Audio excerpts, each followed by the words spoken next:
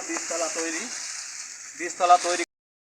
Hello everyone, আসসালামু আলাইকুম। সবাই কেমন আছেন? তো যারা আর কি অগ্রিম টমেটো চাষ করেন তাদের জন্য আজকের এই ভিডিওটা খুবই উপকারী হতে পারে, এবং অগ্রিম টমেটো চাষ করলে আপনি অবশ্যই লাভবান হবেন।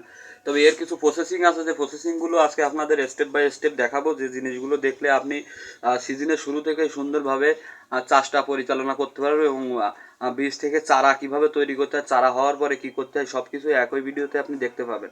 তো দেখুন, এই যে এটা দেখুন, এটা কিন্তু একটা তুলার বস্তা।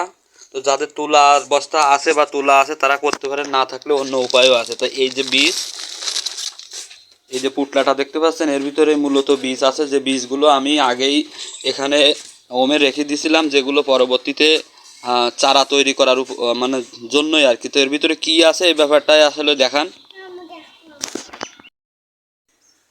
তো এই যে পুটলা, এর ভিতরে মূলত কয়েকটা ধাপে ধাপে বীজগুলো রাখতে হয়। বীজ কী করতে হয়, বীজ 8 ঘন্টা মতো ভিজায় রাখতে হয় একটা বাটিতে। ভিজায় রাখার পরে সেখান থেকে বীজটা উঠাইয়ে কিছু সময় রোদি দিয়ে একটা সুতির কাপড় বা সুতির ভাঙার ভিতরে বীজগুলো দিয়ে সুন্দর করে একটা ভাঁজ করতে হয়। ভাঁজ করে হালকা পানির ছোপ দিয়ে বীজটারে উঠাতে হয়। উঠাইয়ে কি করতে হবে, বীজটারে একটা অম্বময় জায়গায় রাখতে হবে। এই যে দেখুন, এই যে এরকম একটা ছোট ভাঙা, এটা একটা গেঞ্জির ভাঙা, অনেকে সুতির ভাঙা নিতে পারেন। তো এটার ভিতরে আর কি বীজগুলো দিয়ে সুন্দরভাবে ওম দিয়ে রেখে দিতে হয়। এই যে দেখুন বীজগুলো, এই বীজগুলো কিন্তু ওমে দেওয়া আছে। এখন ছোট ছোট চারা আকারে রূপান্তরিত হবে, এগুলোই আর কি খেতে রোপণ করতে হবে। যদি অনেকেই আছেন এগুলো ছড়াই দেন, বা অনেকেই আছেন যারা এখন কোকো বীজ দিয়ে ট্রের ভিতরে বীজ লাগান, তো ওটাই আর কি উত্তম। যারা ট্রের ভিতরে লাগান তাদের জন্য একেবারে নিরাপদ থাকে ব্যাপারটা।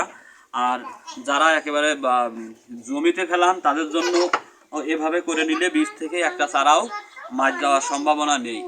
স্টাফ করে পরবর্তীতে আর কি, এই যে আমার বীজতলা তৈরি করার জন্য আপনার কি কি করতে হবে সেই ব্যাপারটা আগে শোনেন। বীজতলা তৈরি করার জন্য মাটিটা কুপাই একেবারে ঝুরঝুরে করতে হবে, এবং মাটিতে যাতে কোনো প্রকার ছত্রাকের আক্রমণ না হয় তার জন্য দানা এবং পাশাপাশি হালকা পরিমাণ সার, একেবারে অল্প পরিমাণ, যেমন